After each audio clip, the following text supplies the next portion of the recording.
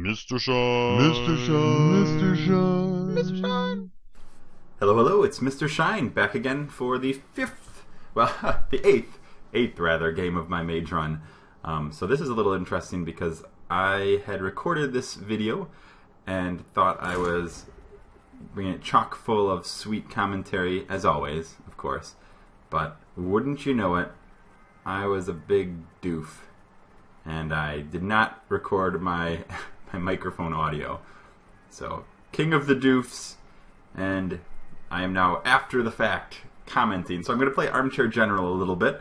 I'm going to be able to comment on the plays that I had made, and hopefully I will say the similar things that I was going to do.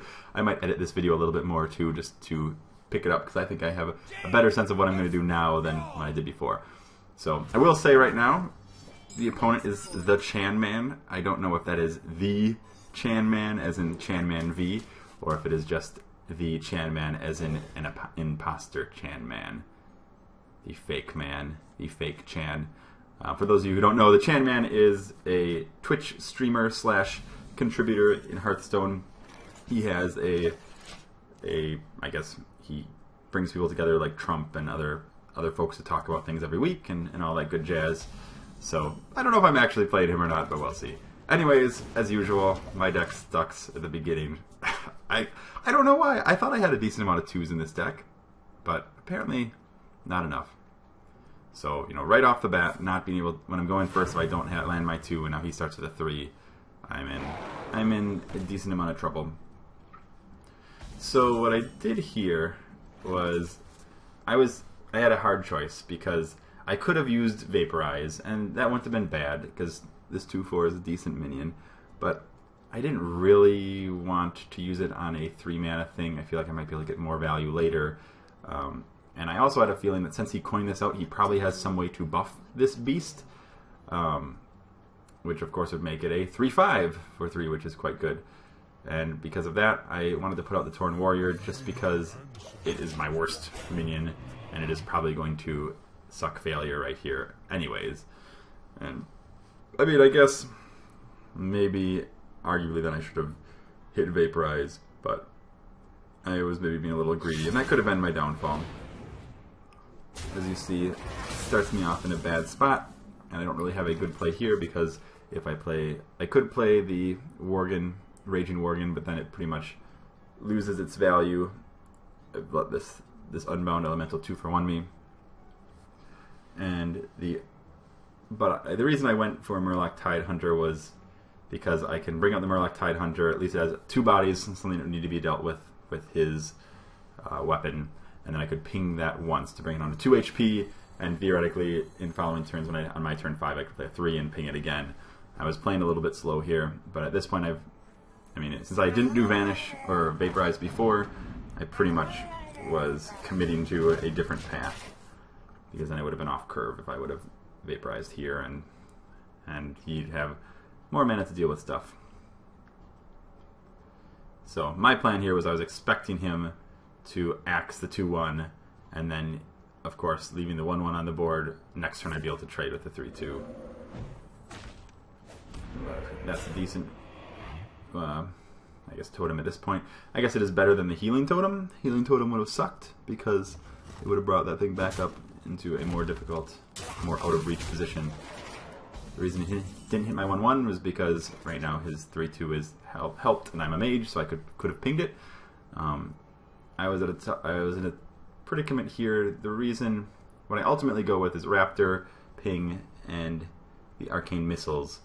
Arcane Missiles is a pretty good chance. The reason I do, I guess that series is 5 mana. I'd be able to have an extra ping with my hero ability to kill something that the Arcane Missiles was going to land on. So I was feeling pretty good about that play. The downside, of course, is playing the Raptor gets eaten by the weapon. But when it comes to weapons, sometimes you have to play into it in some sense, because it's going to always be there. You might as well make him use it. I could have Raging Worgen, but then I went and had as good a missiles, and that would have been a challenge as well. So, I think here I just fart around for a bit. I don't remember, trying to think of odds, and I don't think it really mattered too much. But that worked perfectly. because it'll do what I want it to do.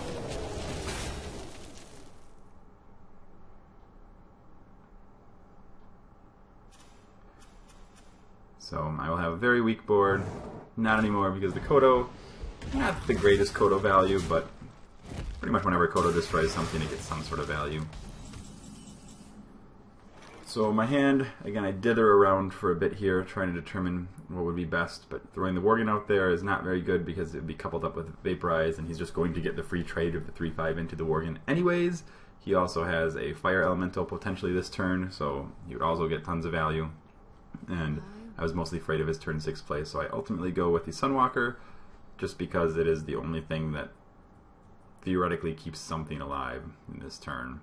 But it's a pretty weak board of it to put a Sunwalker on, so I wasn't too pleased.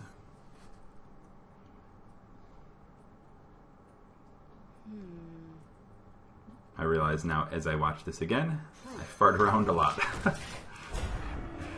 Farting around in Hearthstone. That should be what I call the series. My playlist, just farting around.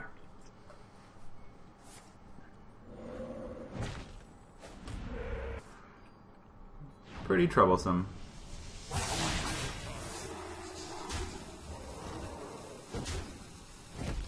So he's playing pretty smart because he knows there's so many minions that I want to ping but cannot. And I was once again in kind of an awkward position where I could have used my... could have played my assassin here. But the nice thing about playing the Frostwolf Warlord is it at least requires him to clear his board on me, which isn't a great trade given it was a 2-mana thing. But I was... yeah, I don't know. Maybe I should have just hit this, plop the 7 down on this board. Just really hoping to clear some crap.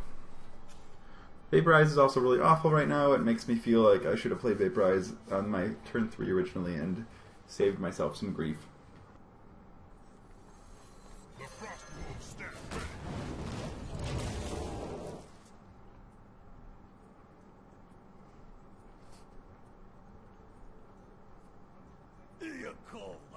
Good old value with the Dark Iron Dwarf.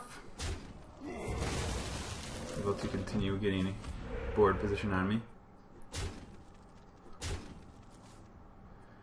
There we go, so I have a trusty Flame Strike. Well, at this point... well.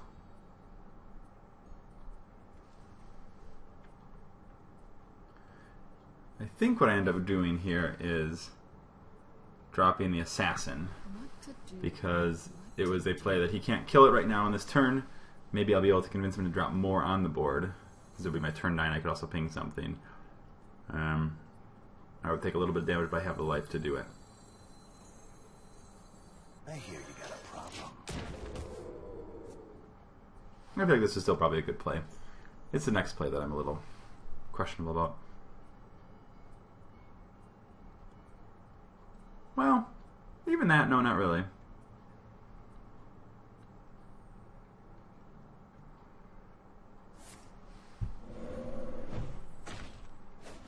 That was a good one for him to draw for me. But he's not going to do anything because he anticipates a Flame Strike from me. Which again, he's playing pretty smart. And this is just interesting because I was greedy in this one because I'm really only getting like a card and a few totems if I use a Flame Strike here. I didn't feel like it was a very good board to Flame Strike. So I took a risk and I went with my Worgen, Frostbolted the 4/4 and pinged it, and then went for face with my 7/5 because theoretically he only had 2 damage on the board. I had my Worgen. Looks like a strong play. Of course he has a lot of answers in his hand. Well played. But I was kind of counting on the fact that he would not be able to do much. I took my 7/5 to the face instead of killing a totem as well, which could have been, well, you'll see the next turn, but it was just, it was an unfortunate series of events. But I do think at this point it probably made sense for me to go face, simply because he's at 12 HP and next turn I almost threaten lethal. I guess I don't fully threaten lethal, but if you did not have an answer. But Lightning Storm is a super answer with the buff on me. That was a downside. And now I was again in a situation where I have a Flame Strike, but I don't know. It's not the greatest value Flame Strike.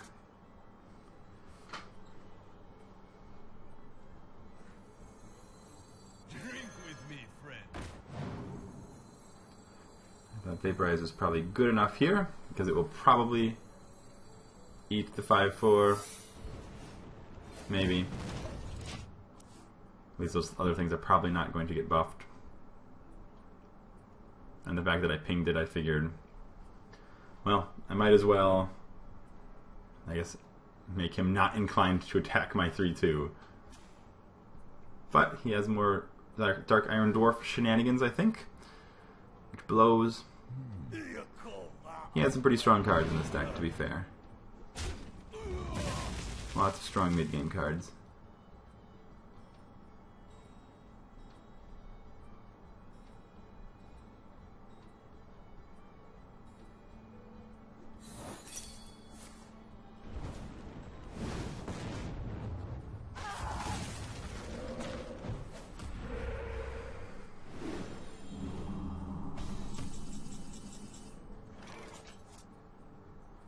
So this is a good enough time, I think, to Cobra and clear the board, even though it's not fantastic.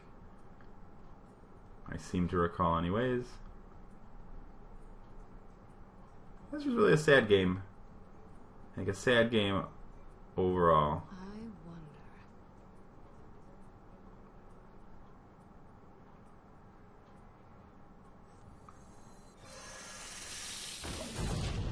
But the idea, at least, was, of course, I would be in a situation where I could kill anything that he drops. That's, you know, a big thing. Exception is Fire Elemental, but he had another Kodo. Again, so much value, and I have very few cards compared to him at this point. So the game is pretty much over, although that is a great top deck for me.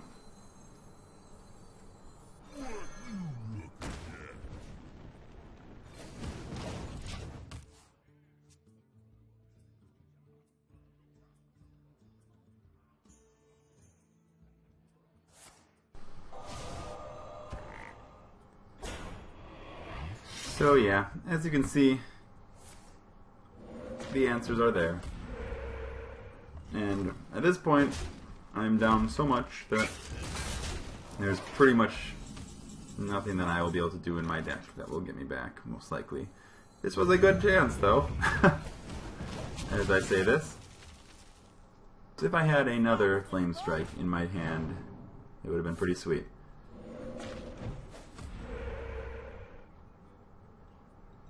My shield for Argus.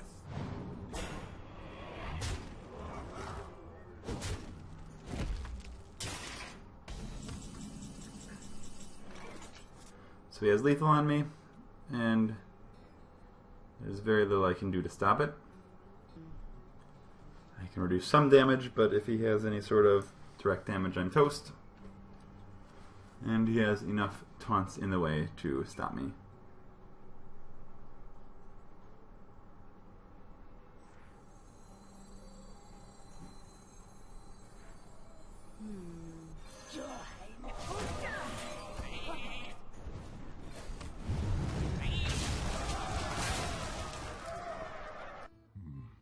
What to do?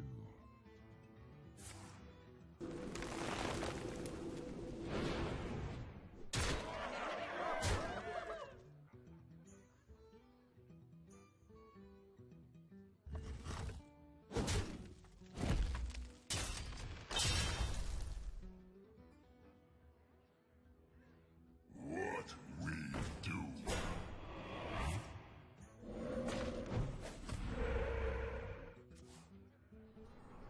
So as you can see, there's pretty much nothing I can do here. I'm SOL. And it is over. And that's a shame. But yeah. It was kind of a crappy deck. Didn't get many 2s when I wanted them. I didn't have too many good 2s, actually. 1, 2, 3, 4, 5. I had 5. That's not awful, actually. Usually you should get A2 if you mulligan hard for him. A couple arcane missiles. So, a little bit of an underperformance, but that's how it goes. And let's take a look at our pack. And as usual, if I've been MrShine, hope you enjoy. We will take it on next time. I'll see you guys later.